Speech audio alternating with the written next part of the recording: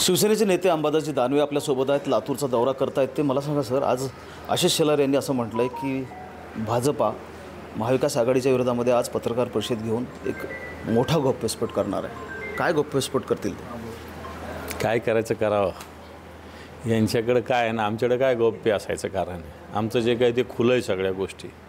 आणि तुम्ही महाविकास आघाडीविषयी गौप्यस्फोट कशासाठी करता, काय गरज पडली तुम्हाला? याचाच अर्थ महाविकास आघाडी तुमच्यासमोर आव्हान उभं करते आणि त्याच्यामुळे या गौप्यस्फोट मला असं वाटतं फुसका बार ठरेल. छत्रपती संभाजीनगरमध्ये एक घटना पुढे आलेली आहे. एका मतिमंद मुलावर जे आहे ते तिथल्या शिपायानं त्याला मारहाण केल्याचा व्हिडिओ जो आहे तो समोर आलेला आहे. दीपक इंगळे नाव आहे त्याचं.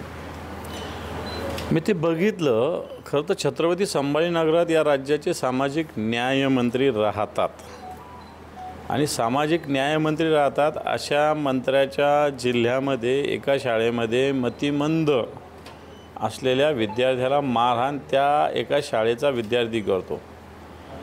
आणि मी ही माहिती घेतली. विशेष म्हणजे ही शाळा भारतीय जनता पार्टीच्या एका स्थानिक कोणत्या तरी नेत्याची आहे. मी नाव नाही सांगत त्याचं, मला नाव पण माहिती आहे, परंतु भारतीय जनता पार्टीच्या एका स्थानिक नेत्याची ती शाळा आहे. सामाजिक न्यायमंत्री राहणारं ते शहर आहे आणि या ठिकाणी सामाजिक अन्याय कसा होतो आणि कोण करतं याचं उदाहरण समोर आलं आहे. कोण करतं म्हणजे न्यायमंत्र्याचा जिल्हा एक झालं, भारतीय जनताच्या एका कार्यकर्त्याची ती शाळा हे दुसरं झालं.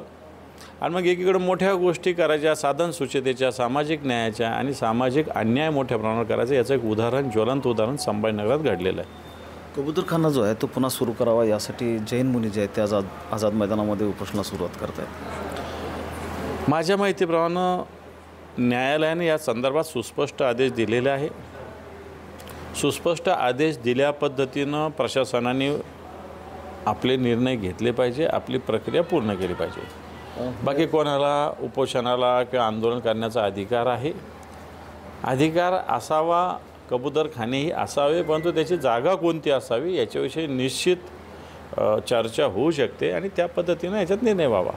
खासदार निंबाळकर जे आहेत त्यांनी आज पत्रकार परिषद ठेवली आहे. ज्यांना आक्षेप आहे त्यांनी या पत्रकार परिषदेमध्ये येऊन काय ते आरोप करावेत असं म्हटलं आहे. कोणते निंबाळकर? रणजित निंबाळकर, खासदार रणजित. ते कुठे खासदार आहेत?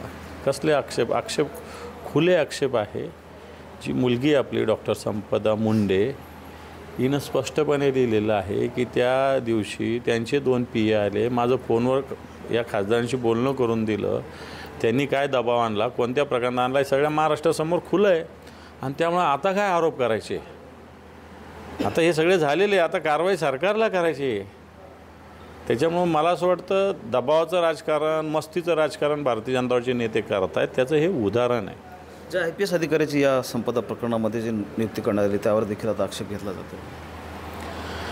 नाही, मला असं वाटतं कोणत्या अधिकाऱ्यावर विश्वास ठेवावा लागेल, परंतु त्यांना एक चांगली टीम दिली पाहिजे, तपास झाला पाहिजे आणि या तपासात एक एक्सपर्ट आणखी 2-4 चांगले घेतले पाहिजे. एका जणावर काही ही चौकशी होऊ शकत नाही. याला कंगोरे पोलिसांचे, याला कंगोरे आरोग्य विभागाचे, याला कंगोरे राजकीय कार्यकर्त्यांचे, हे असे 3 प्रकारे याची चौकशीची गरज आहे.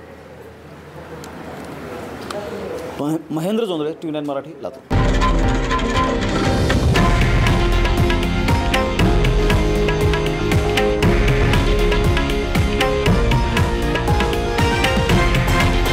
हे आहे देशातील नंबर 1 न्यूज नेटवर्क आणि आपण पाहत आहात TV9 मराठी, एकमेव.